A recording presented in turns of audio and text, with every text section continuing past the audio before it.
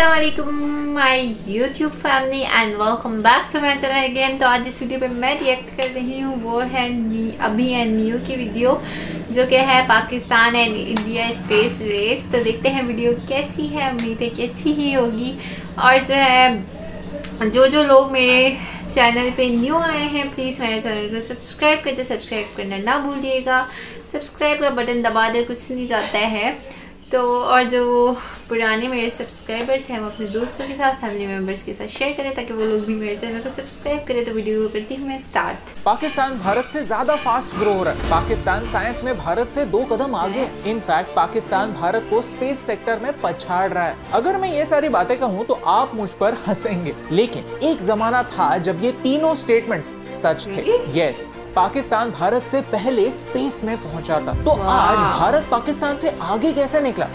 एक हीरो की वजह से। उस हीरो का नाम है विक्रम साराभाई। आज हम टीवी पर क्रिकेट मैच एंजॉय करते हैं, IIM अहमदाबाद में जाने के सपने देखते हैं या फिर इसरो के अचीवमेंट्स देखकर प्राउड फील करते हैं। लेकिन ये सारी बातें सिर्फ एक इंसान के विजन की वजह से पॉसिबल हुई हैं। आज का वीडियो भारत और पाकिस्तान के स्पेस वॉर के बारे में है। लेकिन वीडियो शुरू होने से पहले एक बात, ये वीडियो देखने वाले सिर्फ 30% लोगों ने चैनल को सब्सक्राइब किया हुआ है। अगर आप यहाँ पर नए हैं और आपने सब्सक्राइब नहीं किया है तो प्लीज वो सब्सक्राइब बटन प्रेस कीजिए। ये आपके लिए तो फ्री है, लेकिन इससे हमारी बहुत हेल्प होती है। चैप्टर 1, कौन थे विक्रम साराभाई? विक्रम साराभाई जो भारत के one of the richest family में पैदा हुए। उनके हाथ में कैम्ब्रिज की डिग्री थी, उनके पास पैसा था और भारत के बाहर काम करने की अपॉर्चुनिटी थी। लेकिन उन्होंने एक ऐसा डिसीजन लिया जो हमारी सोच के परे, भारत में रहने का डिसीजन। क्यों? क्योंकि उनका एक सपना था, भारत को स्पेस तक पहुंचाने का सपना। जब भी वो ये बात दूसरों को कहते तो लोग उन पर हंसते। इनफैक्ट एक बार न्यूज़पेपर ने हेडलाइन भी प्रिंट की थी, India needs rice not rockets, और ये सच था। 1947 में अंग्रेज जाने के बाद भारत दुनिया के सबसे गरीब देशों में से एक बन चुका था। लोगों के पास खाने के लिए 2 वक्त की रोटी भी नहीं थी। हम फॉरेन एड पर जी रहे थे, अमीर देशों से भीख मांग रहे थे। लोगों ने पूछा भारत जैसे गरीब देश को स्पेस प्रोग्राम की क्या जरूरत? तो साराभाई ने कॉन्फिडेंटली कहा, भारत एक गरीब देश है, इसीलिए हमें स्पेस प्रोग्राम की जरूरत, क्योंकि स्पेस टेक्नोलॉजी में वो पोटेंशियल है जो भारत की डेवलपमेंट में मदद कर सकती है, हमारे रियल लाइफ प्रॉब्लम सॉल्व कर सकती है। और आज वही तो होता है। स्पेस प्रोग्राम की वजह से हमें वेदर इंफॉर्मेशन टाइम पर मिलती है, जिससे किसान अपने डिसीजंस ले सकते हैं। आने वाले साइक्लोन्स के बारे में हमें टाइम रहते ही पता चल जाता है और इससे डिजास्टर मैनेजमेंट में मदद होती है। हमारे बॉर्डर्स को सिक्योर रखने में स्पेस टेक्नोलॉजी का योगदान है। उन्होंने और उनके दोस्त डॉक्टर होमी भाभा ने अगले कुछ सालों में भारत के लिए कुछ ऐसा कर दिखाया जिससे पाकिस्तान जैसा पावरफुल देश भी पीछे छूट गया। चैप्टर 2,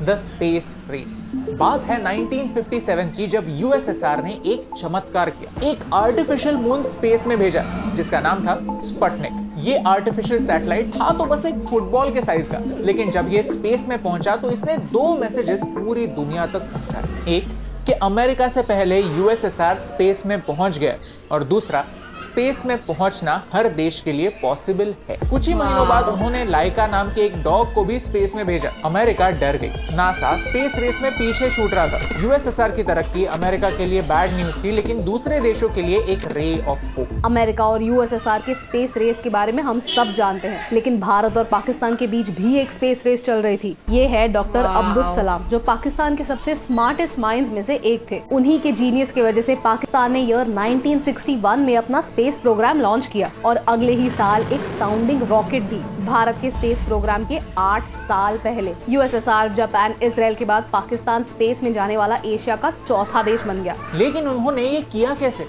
अमेरिका की मदद से। अमेरिका भी स्पेस रेस में अपना डोमिनेंस बनाना चाहता था। अमेरिकन प्रेसिडेंट ने अनाउंस कर दिया था कि वो 70 से पहले चांद तक पहुंच जाएंगे। ये बहुत बड़ी कमिटमेंट थी और ये पूरी करने के लिए उन्हें जितने ज्यादा एलाइज, जितने ज्यादा साइंटिस्ट मिले उतना बेहतर। उन्हें इंडियन ओशन के नजदीकी एक पार्टनर की जरूरत थी और पाकिस्तान ने इस अपॉर्चुनिटी का फायदा उठाया। 1961 में उन्होंने सुपर को एस्टैब्लिश किया और अगले ही साल नासा की हेल्प से पहला रॉकेट लॉन्च भी किया। अब तक भारत का स्पेस प्रोग्राम स्टार्ट भी नहीं हुआ था। अब पाकिस्तान तरक्की कर रहा है, अच्छी बात है। इससे भारत को क्या फर्क पड़ता है? फर्क इसलिए पड़ता है क्योंकि स्पेस और मिलिट्री टेक्नोलॉजी दोनों हैंड इन हैंड डेवलप होते हैं। जो टेक्नोलॉजी स्पेस में जाने वाले रॉकेट्स के लिए यूज हो सकती है, वो भारत पर अटैक करने वाले मिसाइल्स के लिए भी यूज हो सकती है। ये बात विक्रम साराभाई को पता थी। Chapter 3, India fights back. Vikram Sarabhai ने सिचुएशन को समझा।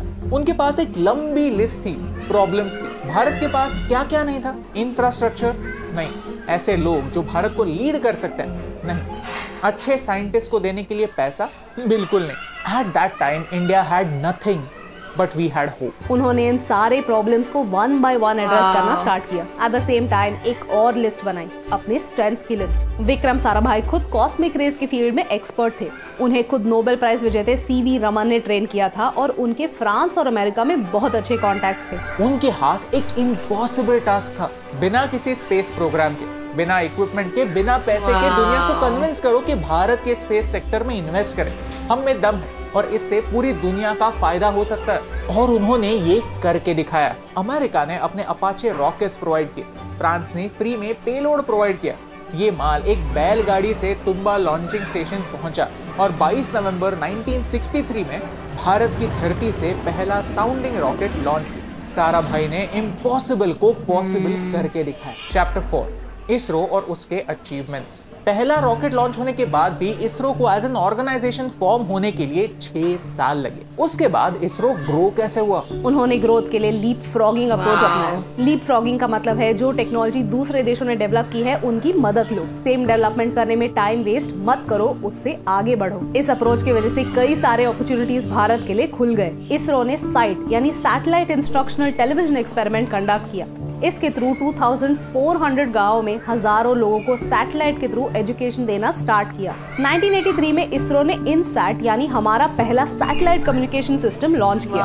हम चांद और मंगल पर ऑलरेडी पहुंच चुके हैं और अब वीनस पर जाने की तैयारी हो रही है। Whereas पाकिस्तान इसी स्पेस रेस में पीछे छूट गया। इतना कि उनके पास आज भी अपनी इंडिजिनस सैटेलाइट लॉन्चिंग सिस्टम नहीं। उनका टारगेट है कि वो 2040 तक खुद के सैटेलाइट्स खुद लॉन्च कर पाए और भारत दूसरे देशों के लिए सैटेलाइट्स लॉन्च कर रहा है, रिकॉर्ड्स बना रहा है, प्रॉफिट कमा रहा है। Chapter 5, so what went wrong with Pakistan? Point पर आता है। इस पूरी कहानी में सुपारको यानी पाकिस्तानी स्पेस प्रोग्राम पीछे क्यों छूटा? पाकिस्तान भारत से स्पेस रेस में क्यों हार गया? क्योंकि भारत ने साराभाई के विजन पर फोकस किया, एडवांस टेक्नोलॉजी के एप्लीकेशन से रियल लाइफ प्रॉब्लम सॉल्व करने पर फोकस किया, और पाकिस्तान ने वेपन्स डेवलप करने पर फोकस किया, भारत को डिस्ट्रॉय करने पर फोकस किया। पाकिस्तान के पीएम ने खुद कहा था, the people of Pakistan will go hungry, we will eat grass but we will get our bomb. Pakistan और भारत की कहानी डॉक्टर विक्रम साराभाई और डॉक्टर अब्दुल सलाम की कहानी समझने पर क्लियर हो जाती है।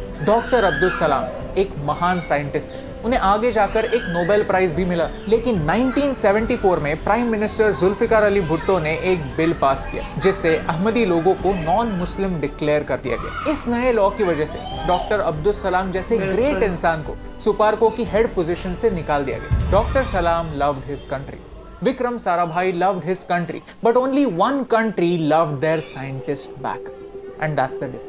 ये स्टोरी पाकिस्तान को कमजोर या फिर नीचा दिखाने के लिए नहीं है, उनकी पॉलिटिकल गलतियों से सीखने के लिए है। खुद से सवाल पूछने के लिए है कि क्या हम आज भी अपने साइंटिस्ट की उतनी ही इज्जत करते हैं जितनी पहले किया करते थे। The truth is I don't know. When we had nothing we had hope and we still manage to do so much. लेकिन आज तो हमारे पास सब कुछ है, तो फिर क्यों हम रिसर्च और डेवलपमेंट पर और खर्चा नहीं कर सकते? क्यों हम हमारे साइंटिस्ट को अच्छी सैलरी नहीं दे सकते? ये सवाल हमें एज अ कंट्री पूछने की जरूरत है। I was spotted by Professor Vikram Sarabhai because I was not highly qualified, but I was working hard. Then he gave the full responsibility to grow.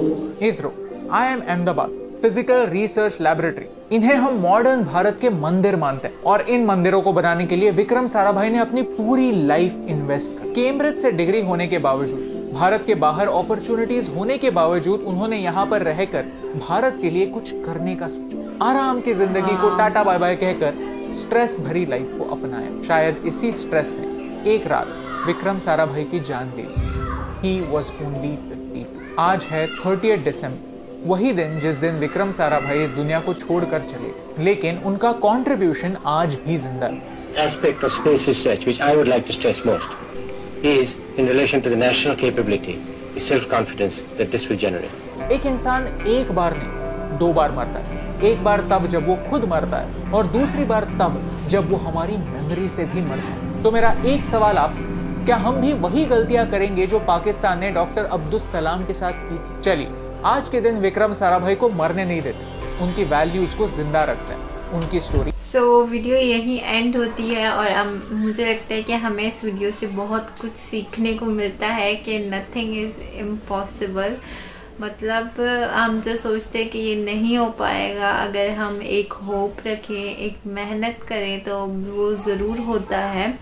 और हमें हमेशा मेहनत करनी चाहिए, मेहनत का फल ज़रूर मिलता है। और उसी तरह सारा भाई ने भी जो है हिम्मत नहीं हारी और जो है कुछ करके दिखाया और उनमें एक जज्बा था अपनी कंट्री के लिए कुछ करने का। जहाँ तक उनका जज्बा था कि अपनी कंट्री के लिए कुछ करे, जबकि उनके पास इतनी ज़्यादा अपॉर्चुनिटीज़ थी कि वो कहीं बाहर भी जाएगी, लेकिन एक जो मोहब्बत थी उनके दिल में अपनी कंट्री के लिए, वो उन्होंने ज़ाहिर की कि मैं अपनी कंट्री के लिए कुछ करूँ, अपनी कंट्री का नाम रोशन करूँ, अपनी कंट्री की डेवलपमेंट के लिए कुछ करूँ। और आई थिंक हमारे लीडर्स को भी बिल्कुल ऐसा ही होना चाहिए, उनके अंदर ये होप, ये ख्वाहिश, ये मोहब्बत अपने मुल्क के लिए होनी चाहिए, जो कि हमारे मुल्क के लीडर्स में तो बिल्कुल नहीं है। और जो है आई थिंक पाकिस्तान जो है स्पेस वार से नहीं बल्कि बाकी हर चीज़ से पीछे रह चुका है इस वक्त। और जो है लीडर्स अगर दूसरों की लाइफ में घुसने के बजाय अपनी कंट्री पर ज़्यादा ध्यान दें, मेहनत करें, उसे डेवलप करने की कोशिश करें, तो यही बात है कि जब इंसान कुछ सोचता है तो वो करके दिखाता है, लेकिन वो कुछ सोचते ही नहीं तो करेंगे कहाँ से। खैर, उम्मीद है बाकी कंट्रीज़ इसी तरह तरक्की करती रहे, हम बस देख के खुश हो सकते हैं, क्योंकि हमें पता है कि हमारी कंट्री के लीडर्स कभी हमारी तरक्की होने देंगे ही नहीं।